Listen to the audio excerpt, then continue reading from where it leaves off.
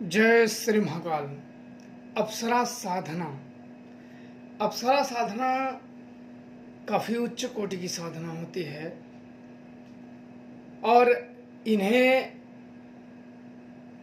स्त्री और पुरुष दोनों कर सकते हैं। दोनों के लिए यह साधना एक वरदान साबित होगी। अपने जीवन में इस प्रकार की साधनाएं समय मिले तो जरूर कर लेना चाहिए। यह आपके जीवन में संघर्ष, सौंदर्य, आकर्षण और वशीकरण की शक्तियां प्रदान करती हैं। कोई अगर स्त्री इस साधना को करती है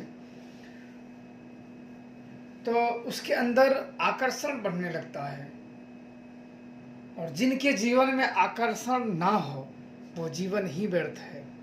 चाहे फूल हो, पेड़ पौधे हों, आकर्षण के वजह से तो उनके पास जाते हैं। अगर वहीं खत्म हो गया तो फिर क्या रहा।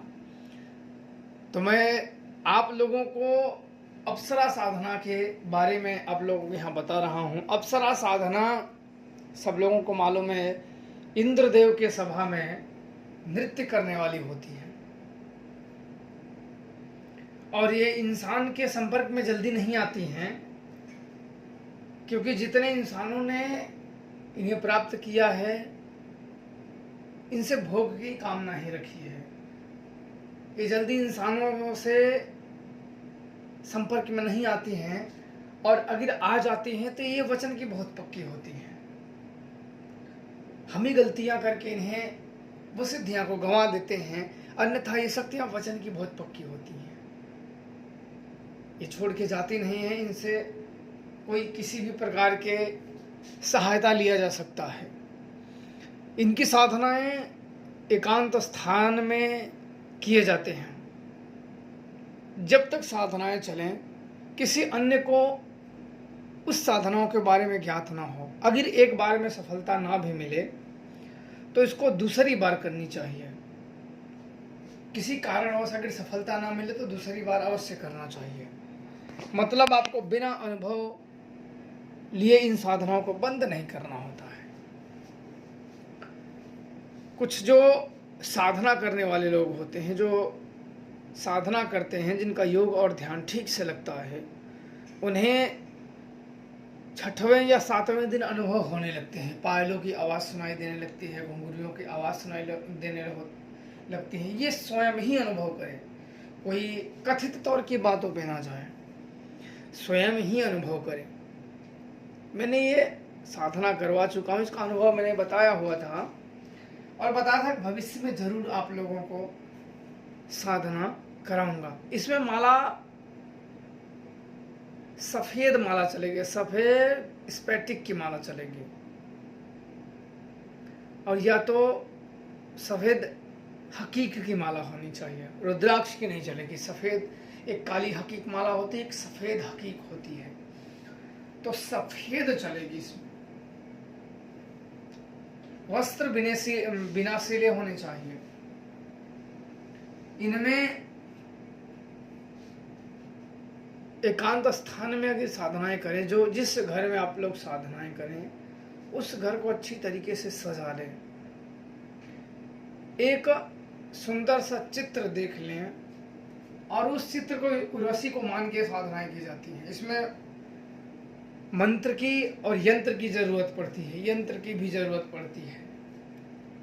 यंत्र ऐसा माना जाता है कि यंत्र अप्सराओं के हृदय होते हैं, और ये जल्दी ही यंत्र द्वारा आकर्षित हो जाती हैं। इनका आकर्षण करने के लिए यंत्र होना बहुत आवश्यक है। यंत्र आपको पीले चावल से एक बाजोट पे रख के बनाना है उस यंत्र को, और उसके बाद उसी पे साधनाएं करनी है। और जल्द ही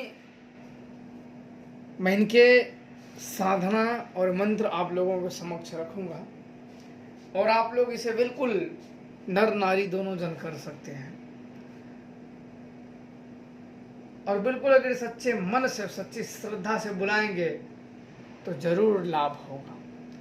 आधे अधूरे में अविश्वास से अगर साधना की जाए तो सफलता प्राप्त नहीं होती है। क्योंकि शक्तियां होती हैं शक्तियाँ परीक्षण लेती हैं, इसके बाद वर्ण करती हैं साधक का। ऐसा नहीं होता है कि आप तुरंत साधनाएं गए, आपके ऊपर शक्तियाँ पर कृपा हो गई। आपकी परीक्षण लेने के बाद तब आपका वर्ण करती है वो, तब सत्य शक्तियाँ प्राप्त होती हैं। और यह उर्वशी की साधना है, और इन साधनाओं को जल्द ही देंगे ताकि आप लोग कर सको। और बिल्कुल अनुभव शेयर ज़रूर करना, क्योंकि मैं भी आप लोगों के साथ अनुभव ज़रूर शेयर करें, ताकि हमें भी ज्ञात हो कि भाई अप्सरा साधना के या अप्सरा से कितने नज़दीक हो। बिल्कुल सच्चे मन से और भावनाओं से लगोगे तो निश्चित पाओगे। काम वासना ऐसी चीज़ों का इसमें कोई ज़रूरत नहीं, कहीं स्थान नहीं है। ये पुरुष और स्त्री दोनों कर सकते हैं। पुरुष पे भी जितना कारगर होगा उतना स्त्री पे। स्त्रियां अपने सहेली, अपने सखी के रूप में बिल्कुल कर सकती हैं, और आदमी, प्रेमिका, पत्नी, बहन, मातृका, उसे मातृ रूप में अप्सराएं जल्दी सिद्ध नहीं होती हैं, क्योंकि ये यौना होती हैं। ये बिल्कुल एकदम नव यौवन होती हैं, इसलिए माता के रूप में जल्दी इनकी सिद्धियां नहीं होती है। प्रेमिका रूप में और पत्नी रूप में ये जल्दी प्रसन्न होकर सिद्ध हो जाती हैं। और औरतें सखी, सहेली रूप में, बहन रूप में ये सिद्ध कर सकती हैं, और ये बिल्कुल मदद करते हैं हर समय।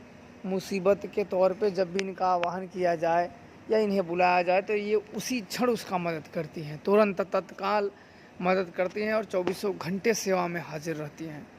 मैंने ये साधना कराया हूँ, अनुभव भी हुए हैं। अब आप लोग करते हो तो आप लोगों को कैसे अनुभव होते हैं आप लोग बताना। इसके लिए आप एकांत एक घर चुनना या तो पहाड़ चुनना जहाँ कोई आता जाता ना हो, और बिल्कुल वहाँ सजावट करना। अगले पार्ट में आप लोगों को विधान, मंत्र और अन्य जो इसके ऊपर गतिविधियाँ हैं, जो जानकारी हैं वो देंगे। और गुरु के मार्ग और गुरु का मान रखते हुए, गुरु के बताए हुए ज्ञान को गुप्त रखते हुए ही इसको दिया जाएगा, क्योंकि यह मुझे गुरु द्वारा प्राप्त है। इसलिए गुरु के जितने भी प्रयोग हैं उनको कुछ ना कुछ अंशों को गुप्त ही रखा जाएगा, ताकि समाज में उनकी गुप्तता बनी रहे। जो करने योग्य होगा वो करेगा, इसलिए उसकी गुप्तता सदैव बनी रहेगी। तो आप लोग खुश रहिए, जल्द ही साधनाएं दी जाएंगी। जय श्री महाकाल।